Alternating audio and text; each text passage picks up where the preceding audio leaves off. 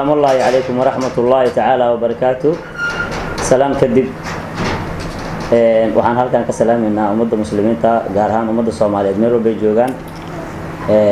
waxaan leenahay ku soo dhawaada Gubadley official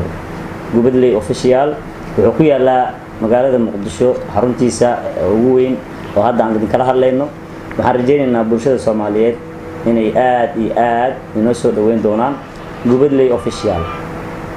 waxaad baran doontaan dad aad iyo aad qiimo u leh ummadda Soomaaliyeed bulshada dhexdeeda aad iyo aad qiimo uga leh gaar ahaan rag iyo dumarba intaba isugu jira siyaasiyiin isugu jira aqoon-yahano isugu jira dad lagu yaqaano afarta koono caalamka bulshadu waxay ku fiican tahay ku fiican waxaan rajaynaynaa insha Allah inaad ka baran doontaan bulsho aad u qiimo badan gaar ahaan waxaad u maleynayaa inaad maanta bahda Gubadley official inta maanta hadeertaan aan ku sugannahay studio maanta igula sugan waxaan u maleynayaa inaad ka taqaanaan saaxiibkay Jaajumo Maxamuud Cabdi Maxamuud waxaan u maleynayaa idinka Jaajumo kaliya taqaanin laakiin magaciisa dhabta waxa waaye awowgiisa lagu sameeyay Maxamuud Cabdi Maxamuud oo bulshada Soomaaliyeed u taqaana Jaajumo waliba nin caan iyo caan waliba ah magaalada Muqdisho si fiican looga yaqaano haday ahaaleed riwaayadaha haday ahaaleed danka qosolka waxaan rajaynaynaa insha Allah in Gubadley official qofkii ku xirnaada in aad iyo aad ula dhici doono waxyaabo fara badan oo ka faa'iidi doono barnaamijyaadka aad ka heli doontaan waxaan rajaynaynaa insha Allah inay ugu horeyso horumarka bulshada waxa la yiraahdaa dal walba dadkiisa ayaa dhiso waxaan rajaynaynaa insha Allah Gubadley official hadii aad ku xirnaataan in aan noqon doono dad dalkooda dhista wadooyinka aan ku dhisan lahayn ayaa aan ka heli doonaa insha Allah Gubadley official waxa kamid ah riwaayada aad Soomaalidu waxay jeceshahay inkastoo madana xoogaa magaaladu iska buuqsan tahay bulshadu waxay jecel yihiin markay xoogaa ay buuqaan amba xoogaa ay madax xanuun iyo dareemaan waxyaabo ay ku madadaashaan Gubadley official waxyaabaha aad ka heli doontaan oo kale waxa kamid ah riwaayada aad iyo aad u qiimo badan aad arki doontaan waliba ay idin soo bandhigi doonaan dad aad iyo aad loo yaqaano aan hadeertaan ku soo biirin riwaayadaha qaybaha majaajilada aan hadda ku soo biirin qaybaha oo majaajilada aan hadda ku soo biirin Soomaaliya afarteeda koon laga yaqaano sida Jaajumo kala iyo dad kale fara badan oo aad baran doontaan insha Allah wacyigelin riwaayado kaliya kuma ekaan doona insha Allah waxa kamid ah barnaamijyaadka aad Gubadley official kala socon doontaan wacyigelinta ummadda Soomaaliyeed waxay u badan yihiin wacyigelinta ayaa loo baahan yahay waxay u badan yihiin dad xoogaa wadada wanaagsan badana ka socan dhalinyarta haday ahaaleed wadooyinka loo baahnaa ma aadaan waalidiinta xataa qaarkood waxaad arkaysaa odayaal oo aan loo baahnayn qaab odaynimo aan u dhaqmaynin ee u dhaqmaayo qaab sidii qof dhalinyaro oo kale looma baahno waxa loo baahan yahay waalidku inuu u dhaqmo sida waalid dhalinyaraduna ay u dhaqmaan sida dhalinyaro marka barnaamijyada wacyigelina oo dhalinyartana lagu wacyigelinayo odayaashana maxaa la dhahay aan inay odayaashii loo baahnaa ardayda ama dhalinyarada bulshada Soomaaliyeed meel walba joogan dadka hanuuni lahaa inay noqdaan loo baahan yahay marka wacyigelinadaas ka mid ah barnaamijka aad iyo aad uga la socon doontaan haduu Ilaahay yiraahdo insha Allah Gubadley official xubinta sportiga waxay jeceshahay dhalinyarada sportiska qof walba waxaan rajaynaynaa insha Allah asagoo sartiisa jiifo inuu kala socon doono Gubadley official xafiiskiisa maadaama aan hadeertaan idin kala hadlayno waxaan idin ballan qaadaynaa insha Allah inaad la socon doontaan sportiska dal iyo dibad intaba inaad kala socon doontaan qof walba hadii uu ku xirnaado officialkan YouTube waxa loo baahan yahay qof walba waxyaabaha adiga aad ku qanacsan tahay oo aad u baahan tahay hadii aad ka helaysid inaad la xiriirtaa aad iyo aad u muhiim ah marka qof walba wuxuu jecel yahay qof riwaayadihi uu jecel yahay qof wuxuu jecel yahay wacyigelinada anaga marka waxaan rajaynaynaa insha Allah inaan dhan walba aan dhisi doono haduu Ilaahay yiraahdo insha Allah si uu u noqdo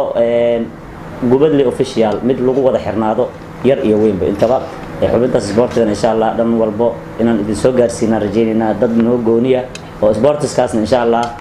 maadaama aniga aan la hadlayo aan xoogaa ku fiicneen laakiin ay jiraan dad igaga fiican soo bandhigi doonaan barnaamijka sportiga waxa jiri doona insha Allah wacdiyaal aad iyo aad u qiimo badan oo qofka aakhiradiisa iyo adduunyadiisa looga sheekeenayo oo aad iyo aad muhiim u ah wacdiyadaas wacdiga qofka bini'aadamka mar walba wuxuu u baahan yahay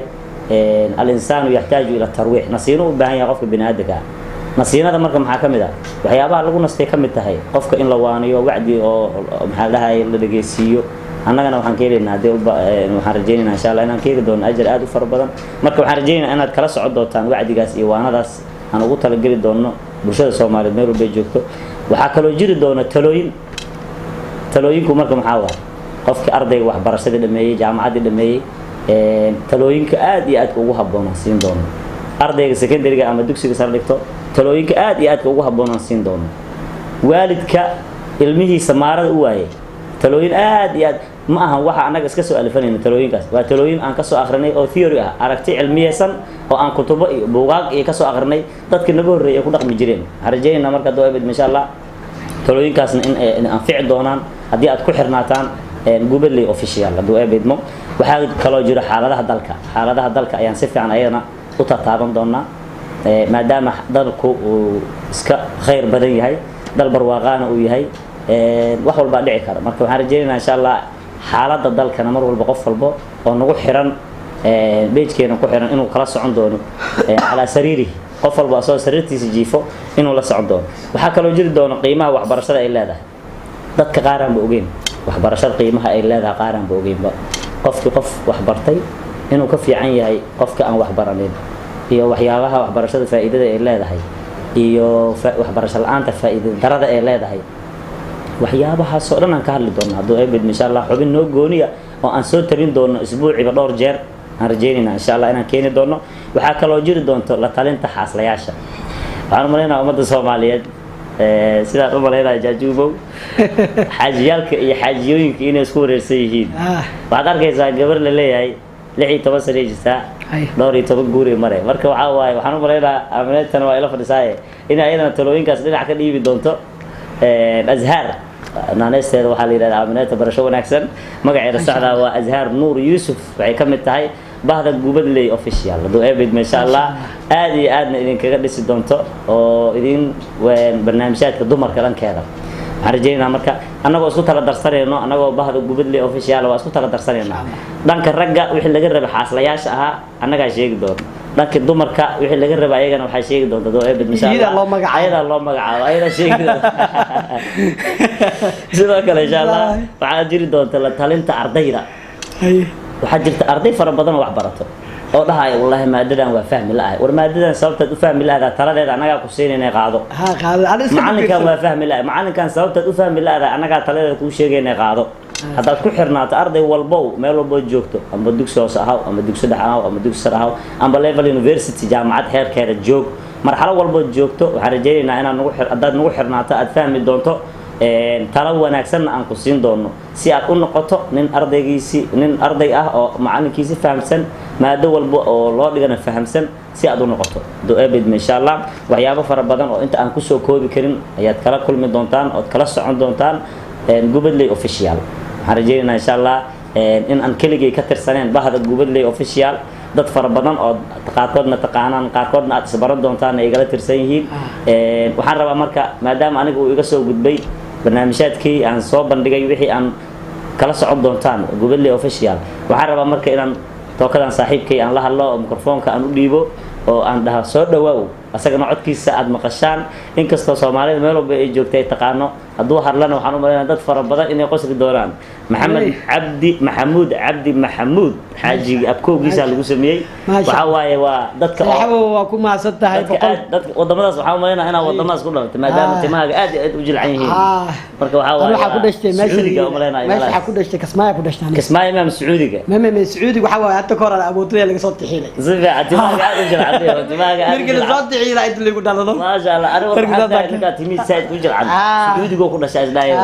بركة أبوطيل صوت حيرة لا يبيع الله قلنا لي كسر فاتحي يا ضيف إن شاء الله محمد